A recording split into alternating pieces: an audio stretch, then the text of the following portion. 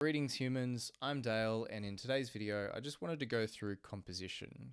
Composition is one of these things that when I first started landscape photography, I knew it was super important.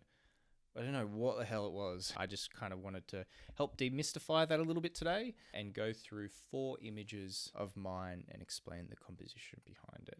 Now, the definition of composition, because I think that's fairly important to know, is it's the act of making up something by combining parts. In the context of landscape photography, that can be a whole bunch of things. That can be shapes, that can be framing, that can be color, that can be color harmony, the way that things relate to each other, that can be light. So there's a whole bunch of things that add up to the composition, from the way that things are framed in the field, which I think is probably one of the most important bits of the composition. You know, it's harder to fix something in post if you've framed something a little bit weirdly. But yeah, let's jump into images. So first image here, this one's in the Kosciuszko National Park. And this kind of started when I got there. Now, when I get into the field, I look for the thing that's interesting, so my subject, and then I find something in the foreground that helps add towards that. So when I say add, that can be pointing towards it, that can be leading through to it, that can be a whole bunch of things. So in this situation, I found rocks and kind of framed the mountain right smack bang in the middle. And then what these are doing is they're helping kind of point towards that middle, trying to help emphasize it so everything's kind of squished in.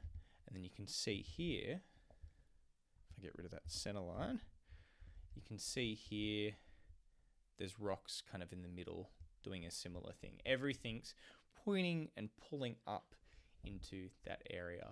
Our eyes naturally go from dark to light, so you can see the luminosity is significantly higher up where the mountain is, so it's up where you want people to look, and it's a bit darker kind of down here, and obviously those rocks are quite dark as well. And what that does is it kind of helps pull the eye through. So there's a whole bunch of things pointing towards where you want them to look. And there's a whole lot of kind of subtle things, which I think, it's like a secondary to that composition. So it's the area that you want to focus on has significantly more luminosity or light. And the areas that you want people to pass through are either cooler, so just a cooler color because our eyes go from cool to warm, or it's dark to light. So using all those things to kind of help add to it, and that's that image there. So let's just jump straight into another one. There we go. I love this image here. This is probably one of my most favorite images. It was taken and it was absolutely freezing cold. It had rained the night before, no snow, and then we got a cold snap. We got a storm come through, and what that meant is that these icicles ended up forming on the rock structures. So it was dripping when it was raining, and then it just snapped. It just froze, which was really cool. And what I wanted to do in this situation is I wanted to bring those into the composition, kind of helping emphasize the pointing towards the subject that I wanted to take a picture of. So the subject was this rock structure here. So that's kind of where I wanted the eye to ultimately end up. And then these icicles in the foreground kind of helped. A lot of the time I'm using a wide angle lens. So 14-24 f2.8, I think it is, the Z mount. And the great thing about the ultra wide angle lenses is they kind of warp things in the foreground, kind of around the edges, which is great. It kind of naturally creates a bucket for the eye to kind of go through. So what's happening here is you can see the edges of these icicles are huge towards the foreground, and they get significantly smaller as they go off into the distance. And that's that kind of three-dimensionality that comes into it. Landscape photography is a 2D medium, so you kind of need to do whatever you can to add that 3D back into it, and little bits like this help.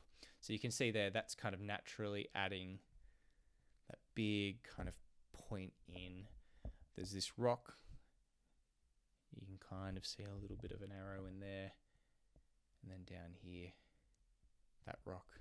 So you've got the natural framing kind of around all of the corners, and you can see here that's significantly darker than that area there, and that's significantly darker than that area there. And I'm using light kind of behind that there to kind of dodge and add emphasis towards that distance. It does two things.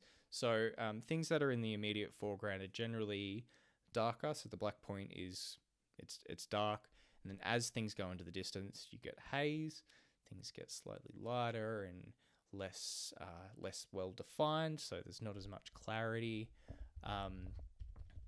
So using all those things to kind of help add depth.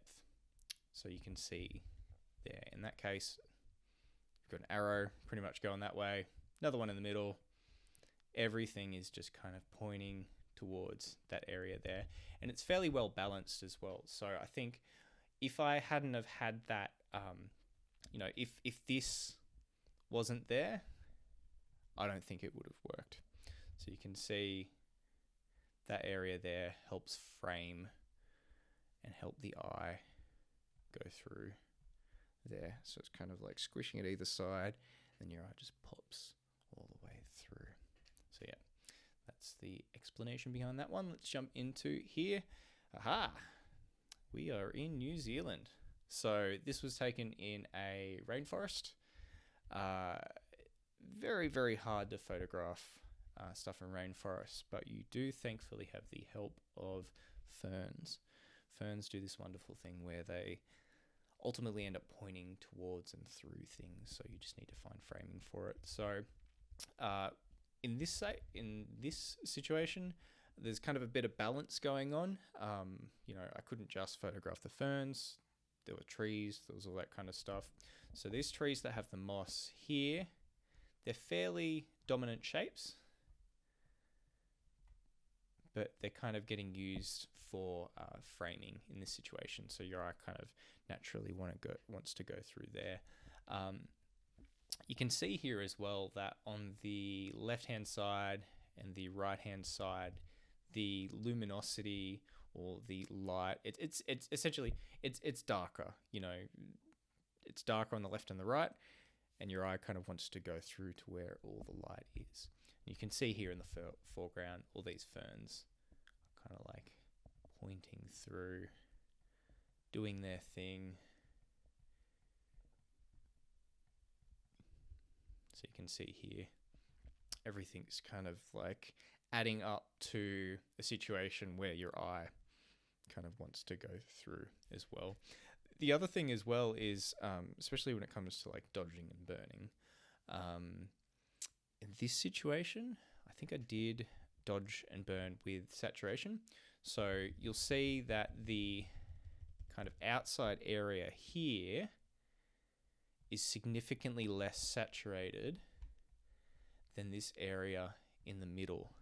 And similar thing, your eye goes from less saturated to saturated.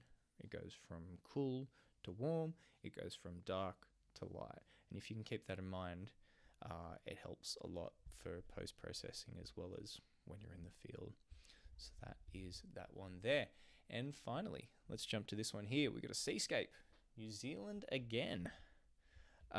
So this is one of those situations where you're adding to the composition by modifying things like the shutter speed. So the shutter speed here, I'm not sure what it was. I think it might have been 1/60th of a second, something like that. But yeah, that kind of helps add to it. It helps add movement. So you can see here, it's kind of adding bits and movement. It's kind of stretching out the way that things work. So that helped in this situation. We've got these cool kind of foreground little starfish. And in this situation, there were a few components that I wanted to focus on. So I wanted to get a starfish in there. I guess that's a secondary subject, and then the primary subject in this situation would be the sun there. So everything to kind of add towards or point towards that subject there. So if we look at it, and we're just looking at shapes, you can see there's this, that looks like a big arrow. There's this, that's another big arrow.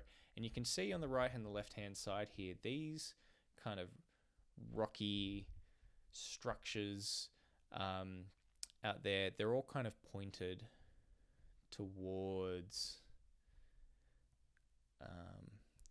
where the sun is, which is great. It kind of helps add to it. And this is, it's one of those situations where you've got the you've got the lens. So same thing, I think, 14 to 24 mil at 14 mil, and just making sure that the rock structures or whatever are towards the edge, and then tilting it down a little bit, and that kind of helps add a little bit of warp, and that warp helps in this situation.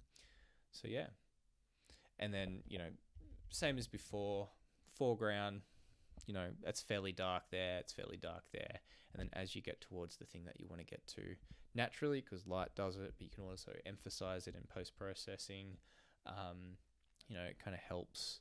You can see there's a little bit of dodging kind of going on, helping add towards something as a whole there.